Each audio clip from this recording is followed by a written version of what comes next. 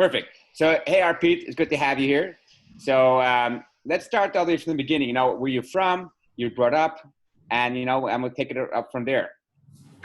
So, Ephraim, it's good to be on your show. It's fabulous to be able to connect to entrepreneurs across the world, and I'm hoping that some of what I've learned is of value to people. At the core, who am I is a person who loves helping others. In particular, I love helping startups. I've been doing that for more than 12 years in my life. When I graduated, I went to Bangalore, my first job, and we founded Head Start Network together. I found the joy of being of use to people. And today, if I see myself at the core, I am a person who stands for startups. So I've not done too much of helping outside of India, but I think that is also welcome. But there's so many startups that I've met and tried to do something which is valuable to them over my life, which is absolutely a pleasure. That's who I am. I was born in a town called Agra, which is not far from Delhi, which is where I currently stay. I did my schooling in Agra. Then I've never stayed in Agra after my school. So I graduated from high school, and went to a place called Trichy, which is in Tamil Nadu, which is south of India. Completed my engineering there. Then I went to Bangalore as my first job. So my first job happened to be as a developer. I was developing embedded systems, typically video codecs. While doing that in parallel, I met a bunch of people, and we started our initiative called Head Start Network, which is running even today. It is a non-profit which promotes startups, and we have more than 200 volunteers engaged in that. I will come back to talk about that later. Then I went to do my MBA at IIT Bombay. It is in Mumbai. Then I started a company called Academic Ventures, which is into commercial technology. And then once that business was not doing well, I went back into a job and took up a position at an accelerator program of Times of India, Group of India. And last 4 years, I've been with Blume Ventures as a regular investment professional. My job here, of course, is to meet new people and help our portfolio grow. Right. Wow, that's pretty amazing. So what, I guess, how did your upbringing influence you to become an entrepreneur? Were your parents entrepreneur? No. So what was it like? So honestly, I come from a relatively conservative background, also a middle class background. My father was working, my mother was not, and he was working in a government job. In India, government jobs are very stable, secure jobs. They don't give you a lot of money, but give you a lot of stability. So you can raise your kids, in a decent manner. Although they will never have a lot of money in their pocket, but they will at least be able to get a decent lifestyle, which is what is a standard with a whole bunch of probably hundreds of millions of people in India today. There is hardly anyone in my family, extended family, who's been an entrepreneur. Although in India, I belong to a community which is called the Bania community, which otherwise has a lot of entrepreneurs. So the founders of Ola, Flipkart, and so many other companies are Bania community founders. So they are so it is we are known to be mercantile in nature, and we are typically are from business families. But my family has always been a professional family. So therefore there's a vein of that. What attracted me towards entrepreneurship was after I graduated, and before I graduated from my engineering, there was an initiative which I'm very proud of even today. Before I graduated from engineering, I was founder of a technical festival called Pragyan in my engineering college, NIT Trichy, which gave me the first taste of entrepreneurship. It was something that no one in the campus believed in, and there were only 3 of us who said, we think this should happen. And over next 1 year, we were able to convince more than 5,000 people on the campus to do something related to Pragyan. And even today, it is running. It is very successful, and it is some of the, it gave me the joy of creating something completely out of fresh. I think that is one place where I got, seeds of entrepreneurship got sown in me. When I went to Bangalore, I was looking for some similar people, and I had almost given up my job. I was going to join an incubator program back in 2005 or 2006, I think.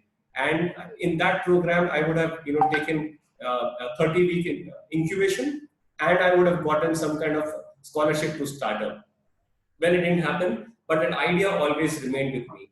Also, when you're working closely with entrepreneurs, you realize that today, if I sit back and see, and I can now look at it in hindsight and tell you that entrepreneurship is the driving force of this world. It is Mhm. the prime mover. Everything in this world is entrepreneurship. It doesn't have to be like a startup. It doesn't have to be a software-led company. It could be, as simple as someone who makes furniture, someone who makes water bottles, someone who provide electricity, someone who's in internet business, or whatever the business is. Everything is about people taking some degree of risk to build something which didn't exist in past. And of course, they employ hundreds of thousands of people, and therefore it becomes a very large enterprise. And then those managers become CEOs. But that is a separate point. My point is, it was an entrepreneurship intent at certain point of time when it got started. So, in my mind, entrepreneurship is the force behind this world, and therefore, if you are not an entrepreneur, you are not the force. So it's like anyone who thinks that he or she should be doing something great and is ambitious in life, I think entrepreneurship is default for people who are the most ambitious. And so and I was ambitious, and I wanted to start up. It eventually happened in 2010, but yes, I think I was an entrepreneur all this while, trying to do a lot of new things one by one. Wow, that's amazing. And just to see how passionate you are about the whole entrepreneurship, and guess it just is amazing. I'm assuming you're just making a real transformation in India, which is incredible. What is like the startup system, ecosystem in India like? Are people? I'm assuming not everyone is obviously like you. Yes. That's going, and obviously you have a lot of startups that are coming out of India that are absolutely amazing. Just for example, take Flipkart. Yeah. How would you say it's different than America? What's it look like? I mean, I guess like you mentioned before, that people over there are more, secure oriented and job oriented. So they're very afraid, they're very risk averse. So how is it looked upon, and what is the culture like now regarding startups? So if I were to put it in a context, see, India as a country has been a land of entrepreneurs. They were not startup entrepreneurs as Silicon Valley entrepreneurs, but they were entrepreneurs nevertheless, right? We have a huge history. We have millennia of people going into Arab to do business, to Far East to do business, to all places in Europe where we had mercantile contacts. So hundreds of years of history of being businessmen. So there is a very strong aspect of being entrepreneurial in India, right? And this has been across. This is the nature of our country, that we are inventive by nature, right? We are also people who don't stop. And also, I think very important part is we never had enough. So we had to invent new ways, and we had to be creative about it, right? So obviously, in the process of making the ends meet, some people are forced into entrepreneurship, and other people simply just want to capture a large opportunity, and that's how they become entrepreneurs. So entrepreneurship as a flavor has been around in India all throughout, right? I'm sure in various proportions. It is in all kind of countries. No country can run without entrepreneurs. But in India, I've seen that we have grown up with people who had a strong intent on making things work. And there's a concept of jugaad, which has been very, very popular, and kind of like I don't know whether you understand this word jugaad. Jugaad is about the inventiveness of people to figure out, put two things together and somehow making it work. So making things work has been around in India for hundreds of years, right?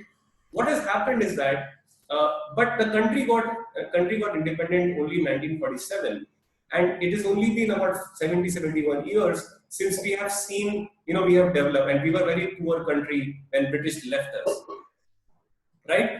And we were basically for the first 50 years was solving for the key problems of having enough food, not having enough people who are poor, having enough infrastructure in terms of health and education, such that things can become better for people's futures.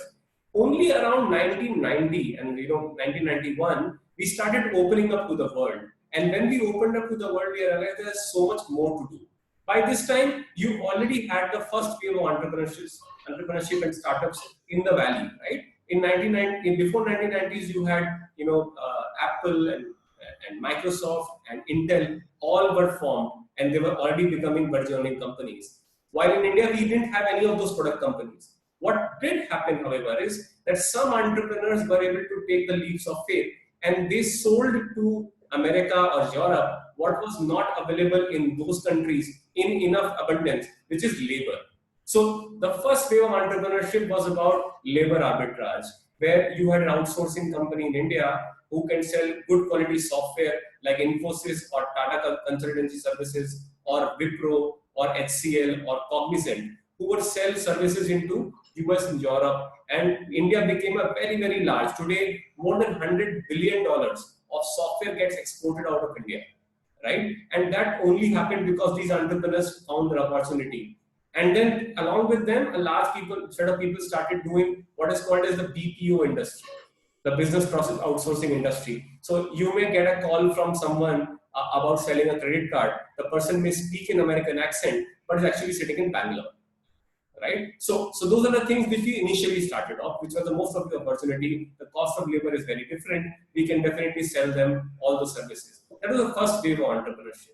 The current wave of entrepreneurship is only about 10 years old, where entrepreneurs decided that there is a way to build businesses for Indian consumption.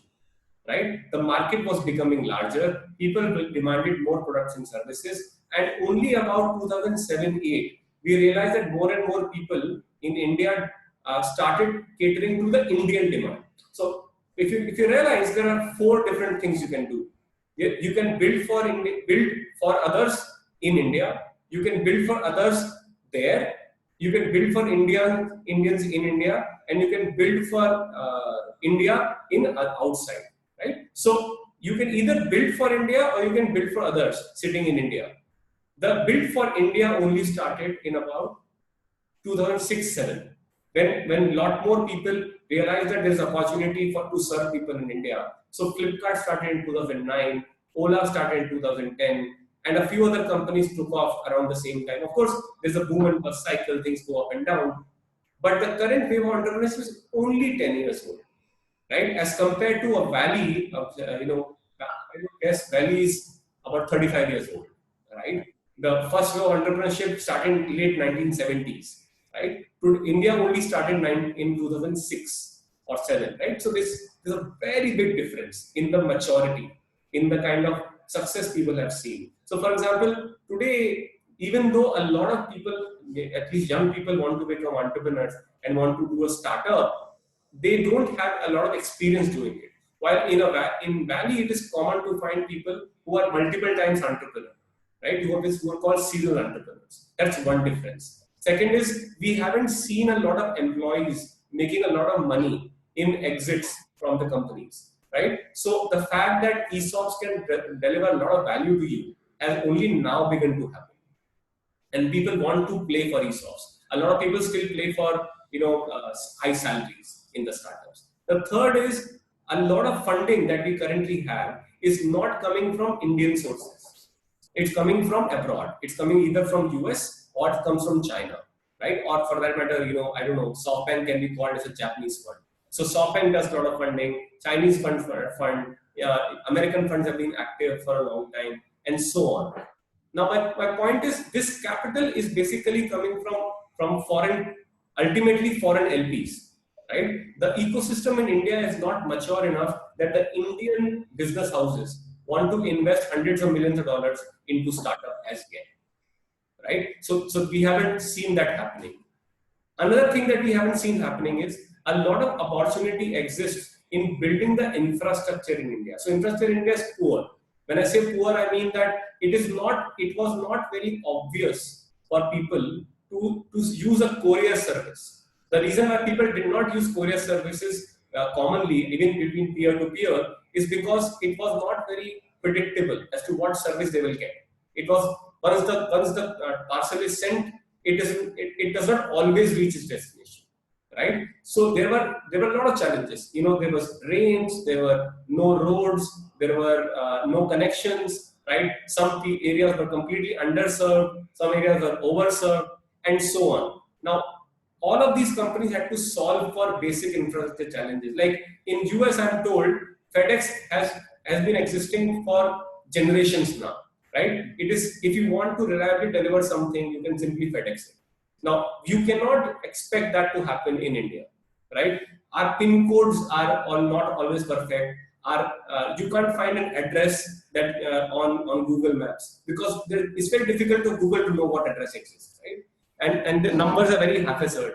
Like in US, it is common that if you put an address, it gives you a pinpointed location. If you put the address in India, you will not get a pinpoint location. Even my address is a relatively posh location, you won't find it on Google Maps. It is a massive problem, right? It manifests itself. This is just one of the things. Other thing is the taxi services. The taxi services were very unreliable. They were unionized. It was heavily regulated. You had to develop a whole new model from ground up. So today we are solving what will tomorrow be called as infrastructure, right? These are basic services. A courier service, a taxi service, a way to buy something online is a very basic infrastructure service. We are solving for the infrastructure that did not exist in India all this while. We're using a lot of technology, we're using a lot of capital, we're using also a lot of manpower to get there. But once we are able to get there, we are seeing this happening, at least in larger towns. It is it has become common for you to expect a parcel to get delivered and without any question. You don't ask this question. 10 years back, the question was always there. So today, the wave of entrepreneurship that we are seeing is catering to India demand primarily and solving the large infrastructure challenges. There is also a different wave of entrepreneurship where people are building technology which will get sold into various parts of the world. So there is a company called Zoho and there's a company called Freshdesk, which are two large companies built in India tech, which means you build in India and you sell abroad, primarily US and Europe, wherever you can sell. These are becoming large companies, $100 million ARR and so on. They're not $1 billion revenue yet. Like, for example, Dropbox is multi-billion dollar revenue. Salesforce is multi-billion dollar revenue. That has not happened yet, but we'll get there. The third piece which we are doing is our public markets. The markets, the IPO market is completely oblivious to what happens in the startup world. The startup valuations seem crazy. The startup metrics seem crazy. And the public markets are simply not coinciding with that. I think this is some degree of evolution that will happen over the next 10 years. And we just look completely inadequate to even being compared with the US or even China. We're just so far behind, right? It will take us a long time to get there. Sorry, I took a long answer to a short. No worries. but this is the state of affairs in India as a startup ecosystem is concerned. Now, what is great is that there are a lot of English-speaking and well-educated, very smart people who are willing to work really hard to build a business in India. And there are not one, there are thousands of them, which happen everywhere. So India, as compared to, let's say, so I was in Singapore 3 months back, and I was speaking to people. They told me something very interesting which didn't occur to me otherwise. They said, in Singapore, if you start up a business, it is rare to find competition. In India, if you start a business, unless it has a technology advantage, it will find competition, right? Today, when I analyze any sector in India, it is normal to find not 1 or 5, but 20 people doing the same thing, right? That's because the talent is there, the tech is there, and there is enough supporter now available who can now back these companies to start up. Of course, not all of them will survive, which is fine, but there's a lot of competition. So that is something which is great. I think we are on the right path, but we have miles to go before we become a startup superpower. Wow, you touched upon so many interesting points. Like we could literally talk for days about every single one. But so I'm just going to focus on one over here. So because I know this is what you're doing in order to bridge that gap and fix it. So you mentioned that most of the funding that comes for India either comes from SoftBank, comes from China, or comes from US. Yes. And I guess one of the things that you're doing in order to, I guess, not fix it because it's not an issue, but in order to bring, get Indian investors to invest in Indian startups is the fact that you started a venture fund, correct? Yeah. So let's talk about, I guess, Blume Ventures. Yeah. How many assets, if you're allowed to say, what are the assets under management, and then how many, I guess, startups you invested in, and then we'll continue the conversation from there, going into deeper things. See, in the grand scheme of things, we are too small. Okay, so we are only 85 million under management, right? Our first fund was 20 million, and it was one of the first funds to be raised completely from Indian individuals. There are no institutions available back in 2011 to invest into a fund like ours. The second fund has a good mix of foreign and Indian money. In the foreign money, we have people who are in the US and also China and also in Japan who are contributed in equal measure. There's also some institutions in India who have participated, but even that is a $60 million fund. At this point of time, we are looking to raise an $80 million fund, and we are working really, really hard about it. At the same time, we haven't seen much success, unfortunately. Why would you say that? Because while India is a big story, it makes all the headlines. It has not delivered in terms of money. So, for example, someone is throwing a statistic about so before Flipkart exit happened, which is a $20 billion exit, about 15 or $16 billion had been invested into India India tech, and only about $3 or $4 billion had been exited. Right? So as a business, you cannot really prove that this asset class is working in India unless you make the 15 billion into 30 or 45 billion. And now is that because most startups fail, or it's just they haven't found, I guess they don't go into the next process of the IPO or to get acquired by another company? What is it? There are not enough exits happening. Mm-hmm. And part of that reason is because the business houses who are very large, who could potentially acquire them, they don't find the valuations very palatable. So there, as I mentioned to you, the IPO market, which is how the business houses think, and the startup market, there's a big disconnect between the two. So then, I guess working off that the exits are very rare, and I guess the growth. I mean, there's obviously growth, but the exit part is very rare. How do you go about making your investment knowing that not necessarily will you recoup your investment in the startup you're going to invest in? The short answer to that is hope. Oh. The long answer to the real answer to that is, obviously hope is not a strategy. So the real answer to that is you work really, really hard to make sure that some serendipity happens. And once you make sure that serendipity happens, you hope that a deal will be cut. Right? We have a few success stories in terms of exits, but it is not a lot, and it is definitely not enough to make the needle move in a way that the entire ecosystem can grow. Maybe Blume Ventures is a small part of the ecosystem, maybe we deliver some value, but as an ecosystem, we are nowhere close to delivering value on this asset class. Right. So how many startups did you invest in? Above 100 startups. 100 startups. Well, and that's amazing. And yes. What is your capital? Like, how much you invest per startup? So in the first fund, which is fund 1, we used to do about 200K. And in the second fund, we do 500K as an entry check. And then we keep some money for reserves. So over a lifetime of a company, we may have done about $2 million. Wow. So anything out there that has become big that, we know about in the US that you invested in? So Taxi for Sure was one. I'm not sure if you heard about that name. Taxi for Sure was number 2 player before the Black Swan event happened about Uber about 3 years back. It eventually got sold to number 1 player Ola. This was big. Another company you may have heard about is called Grey Orange Robotics, which is a star performing company in our portfolio. It makes warehouse automation solution. It makes robots which can automate your warehouse and can do thousands of transactions an hour. and make it completely automated and so on. So those are the two large successes. Apart from that, everything is under works. Any bad failures yet? Bad investments? Any what? Any bad investments? A whole bunch of them, as you can imagine. There's so many businesses that we entered and they did not work for us. So, there is nothing much you can do about them. So what did you learn? What did you learn about these these failures from the other companies you invested in? How has it shaped your process against approaching, and like what you learn from it? How did it affect you?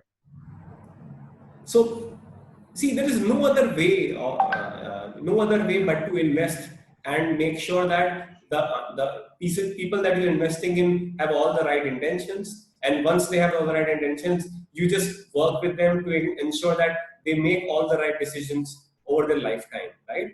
But a lot of it is not in your hands. You may have invested into an entrepreneur, but the entrepreneur has his own free will. He or she may decide that this is not something they want to take and advise something they don't want to honor. They don't heed to it, and we have so much learning from across the portfolio. We may give them that learning, but they may not take it. So a lot of things are out of your hand, but at the same time, there is some degree of control that you have. So you're hoping that the control is enough that you're able to guide them through the right direction. That's all you can hope in a VC business, right? Ultimately, what a startup will be able to perform is a function of what the ecosystem is performing. So the ecosystem is not performing, there is not a lot that you can do about it. You can only make sure that you are ahead of the curve. That's all. Right. So who would you say is your favorite entrepreneur? In my portfolio? No, your favorite entrepreneur in general, you personally. Okay, that's a tough one because I like a lot of them. Let me think. Let me talk about one case.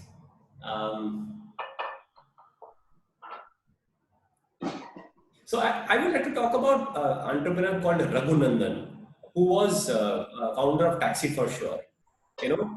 When you first so I had not joined Blume in that company, but I know that this happened. When we first invested in Raghu, he didn't come across as a person who will build a large business, but he was saying the right things, he was making the right say, and it was a gut call to invest into that business, right? Raghu and Ephraim are two founders of Taxi. What ended up happening in a relatively short journey, 3.5 years after they started, was that this business really, really took off. They became the formidable player. They became a very, very large player. They had, at those days, it was still a large number. They were doing about 40,000 rides a day, right? As compared to that today, Ola does more than a couple of million rides a day. But that's a separate point. I'm just saying, Raghu, and as an entrepreneur, the key part of being an entrepreneur is, of course, that you're persistent, and you will not stop at whatever comes your way. But more important part is, can you acquire all the skills, and can you keep ensuring that the company is able to, you can guide the company not just through seed stage, but A, B, C, D, and so on stages. As the business keeps growing, you need to be able to, keep up and therefore be able to guide that business as growth. Which I think is a very important point about Raghu. He was able to steer the company even when it became maddeningly large. At the peak, they had about 1,000 people working with them. And it must have been very hard for him to manage all that complexity and uncertainty that comes with it. But not only he was able to do that, when a Black Swan event happened and they had a tough time raising more money, they were in America trying to raise money. What they were able to do is they were also pragmatic enough to strike a deal with the largest player, Ola, and get acquired by them. They, by the way, also had an offer from Uber, but Uber insisted that they want to not use the ops-heavy model that Taxi for Sure had. Therefore, they picked up Ola, even though Uber was giving them more money, right? So I think the key point about entrepreneurs in my mind is, one, of course, you're persistent, you are chasing a large opportunity, you are an ambitious person, which is like the high thing, you can't do without it. But also being able to scale up your ability to scale up the business and keep guiding the business over a lifetime is a very key ability of entrepreneur. And 3 is that you still make sure, even if things are not going right, that you have kept your promises in terms of giving an exit to your investors, making sure it's valuable to people. Well, you touch on such an interesting point, and I feel like every time you talk, we could just go into another subject. For example, you just touched upon the sense about is entrepreneurship something that can be taught or not taught? Is it something that someone could acquire the skills to or not acquire the skills to? For example, like you mentioned there, one of the key facts about entrepreneurship is that a lot of times, you have to grow. Could someone be a CEO right away? You have to be a CEO, or do you learn the skills? And like you mentioned over here, but that he grew as the company grew. He grew along it too. He, I guess, not conformed. I guess he became into the job. Like Mark Zuckerberg, for example, with no prior skills in how to lead a company, took Facebook obviously into what Facebook is now. Yes. And you touched upon the same exact concept over there. And it's a constant, I always hear it, and it's a constant discussion.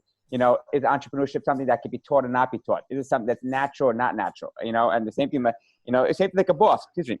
Yeah. And you just touched upon that subject, which is absolutely amazing. And you just said, and I guess that is something that. So I want to just add one thing. See, entrepreneurship is an attitude. Okay, you cannot teach attitude to anyone. Right? If a person is not entrepreneurial, I cannot make him entrepreneurial by giving him any course or any amount of training. You cannot make a person an entrepreneur. It is an attitude. Now, various people may have it at various points of time in their life, but it is an attitude, and attitude doesn't change. Right? That's the number one thing about entrepreneurship. The second thing about entrepreneurship is, what is the goal that this person is chasing? A lot of people are very happy chasing small goals, right? Which, by the way, I have nothing against. It is a great thing to build a business, which is like a lifestyle business, earns you a couple of $1 million and so on, and this works perfectly fine. I have no problem. But if you have taken venture capital, you have no choice but to keep running and delivering to the expectations of the investor. Right? Which is unfortunate. Some entrepreneurs don't want it, and therefore, my advice to all of them is that please don't take venture money, because unfortunately, it will not work for us to give money to you and not make money in return. Right? It doesn't work like that. So that's another thing. The third piece is, I think, to my mind, it defines the entrepreneur. You need to know your limits. If you know your limits, you will catch yourself when you are posed with a question which you cannot answer. And most importantly, you will immediately seek help. Right. Help is always available. You just have to seek it. And at the right point when you need it. It is the only way by which you will break your boundaries, break your limits. Scalable entrepreneurs know how to break their boundaries. What is their boundary and how do they get out of it? Which is a very important part of scaling up, right? So if these three things are present, I think no entrepreneur will not be successful. Wow, that's amazing. That's absolutely amazing. Like you just said, I think a big component to be also is that like asking for help. Knowing the ability to ask for help. A lot of people think, we have to figure out everything ourselves. We're the entrepreneur. So we obviously came up with a business idea. So we got ourselves into a mess. We know how to get out of the mess. We have to know that we can ask for help, and, and you realize people are willing to give help. Everybody wants to help. Yeah. Right. I mean, see, honestly, it is no big deal. When you're struggling with a question, almost every time someone else has also struggled with the same question. Exactly. Right? You should find the right person, ask for the answer. Right? But if you keep trying to solve it for yourself, one, you will waste too much time, and two, you will get only suboptimal outcomes. Right. So what would you say? Do you read a lot of books? I don't get too much time, but I do. I do read. So on my weekends, I spend a lot of time reading, yes. So which books do you recommend for? See, for early stage entrepreneur, I think one book which is written by Eric Ries called Lean Startup is like Bible. It is a very simple book. He's written in very simple language. You can finish the entire book or most of it in 2-3 hours. It is fabulous. No entrepreneur should start up without reading Lean Startup book. I think that's the seminal book. It cannot be done without. Once you become, once you grow up, I think you want to get inspired. I have read these two books when I was in college. One is a Lee Iacocca book titled Iacocca, And there is a word, there's also a book called Maverick by Ricardo Sandler, right? Both of them were entrepreneurial. Iacocca was like an executive, and Sandler was his, built a big business in Brazil. Both these books give you a lot of perspective of what entrepreneurial journeys are like, right? And so these are the second set of books. The third books in our world, which I think is very relevant, is The Hard Thing About Hard Things. He just breaks it through. He just bears it down, right? It makes it so real. Of course, for Indian entrepreneurs, a lot of that is not relatable. But for American entrepreneurs, it must be very, very relatable. And you shouldn't read the entire book in one go. You should only refer when you're stuck with a problem.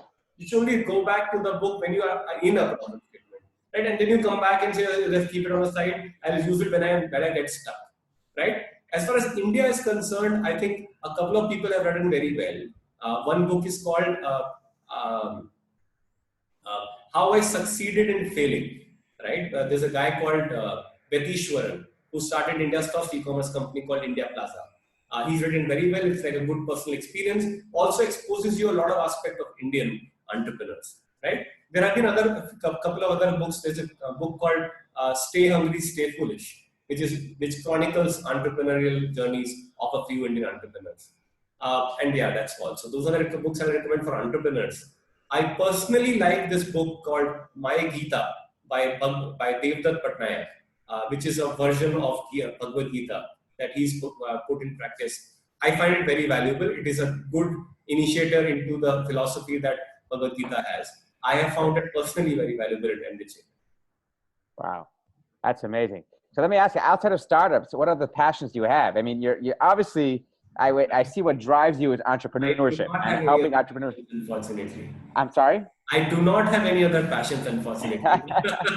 The only thing that I really love to do, so I get my energy from this. When I'm talking to you, there's no energy lost. I just love talking to people. So yeah, that's another passion I may have, which is to help startups. Apart from helping startups, spending time with friends, of course, family, right? Those are the things that I enjoy.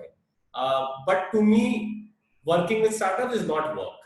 So therefore, that is the passion. That is the thing. I think it's a purpose of my life. So, yeah, there's not much else, honestly.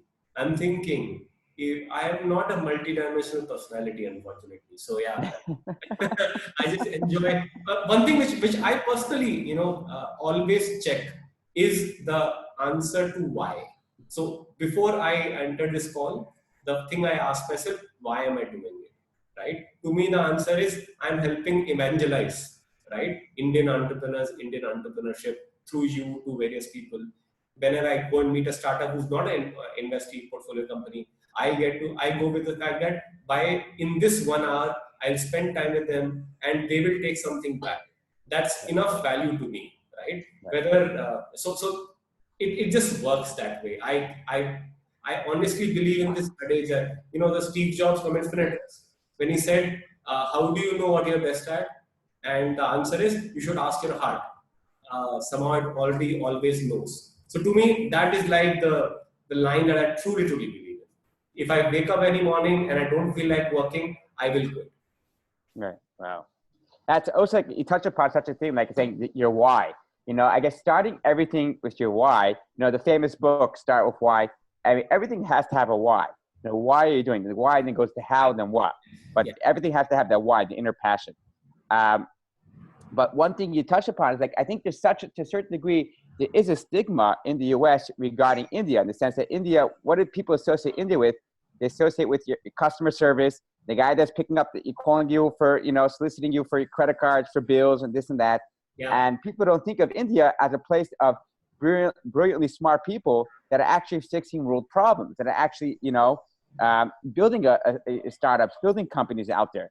And that's why it's such an important thing that we're doing here now is in order to bridge that gap and educate people that no, India is not just customer service, not just McDonald's and Burger King. Yeah, India is actually, and that's what we're doing. So let's see. So what other questions? Like, who would you compare? I guess a few more questions, and then we'll finish off. Who would you compare? I guess Blume Ventures. Who is like you trying to model I mean, obviously your company, your venture fund is, you know, your own, you have your own culture. That's actually a great question. How important is culture in, would you say, in a startup, and what's the culture like in Blume? So Blume Ventures, our culture. So I think we never say this because we didn't need to, because you know, as a company you only hire. Blume Ventures only has 10 employees, so we never needed to hire a lot of people. So therefore, the culture also, this is across 8 years. So a culture was built over 8 years and 10 employees. So there's not a lot of hiring that we do. At the same time, we definitely have a very high bar for the kind of people that we work with. Right? Blume Ventures, at the core of the organization, is again people who want to passionately support entrepreneurs. So much so that we are seen as one of the nicest guys around, which is not always the right thing to do for the business. But we are seen as we are just too nice to people at times. Some of our entrepreneurs are just, you know, people come back and say we have just spoiled them by being too nice, which is a different order. But point is, if you cannot have empathy for an entrepreneur, you will not be working with Blume, right? So that's the core. You have to have empathy for the entrepreneur. You have to make sure that you are giving something of value all the time, and you're keeping entrepreneurs at center of your business, which is a core to Blume. As far as generic culture is concerned, I think culture is the most important thing for the first 50, 60 hires in any organization, right? The founder should be able to spend time and establish a belonging amongst the first, you know, 40, 50 hires that he makes, because those are the people who will eventually percolate down and will establish all the future culture. Founders will not be always available, but if they don't align to a particular thought process, I think the company will not be able to deliver the best outcome in that organization. Right, In that right. business, sorry. Wow. That's totally 100% true. So let's see. Excuse me. So what else would you like to, so if someone wants to get a hold of you, what would be the best way? I guess, what could they ask you for questions? You never know. Maybe someone might be listening, or someone might be, you know, like, hey, how do I invest in Indian startups, you know? Yeah. So if people want to reach me, the best way is Twitter or LinkedIn. I am ARPIIT on Twitter. They can simply drop a message or tag me in a post, or they can reach me on LinkedIn. It is very easy. Those things make it work. Also they typically get more attention from as compared to a regular pitch that I get. So Twitter and LinkedIn are good. I think that's the best way of reaching out to me. If they really want to email me and send me a deck, you should write to pitch at blume.vc, BLUME.vc. Right. Do you invest in any startups outside of India or just India? Mostly India. We don't do much outside. Our mandate is to do India. India. That's it.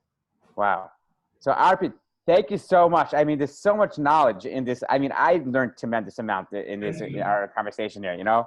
I'm ready to talk for a few hours, a few days even, you know. You got to respect your time, but I think I learned a tremendous amount. I came away very educated. Yeah. I feel amazing. You made me feel stupid in circumstances. Like I didn't know a bunch of things, which is incredible, which I love to feel. Thank you.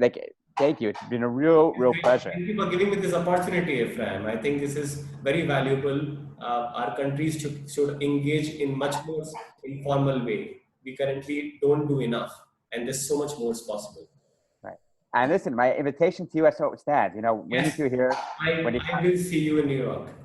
and if I come to India, I'm definitely going to hit you up. You Sure. know, I'm going to stay on your couch. So Yes, make sure it's please. ready. Thank you. Take care. Bye. Thank you so much. Bye. Bye. Bye.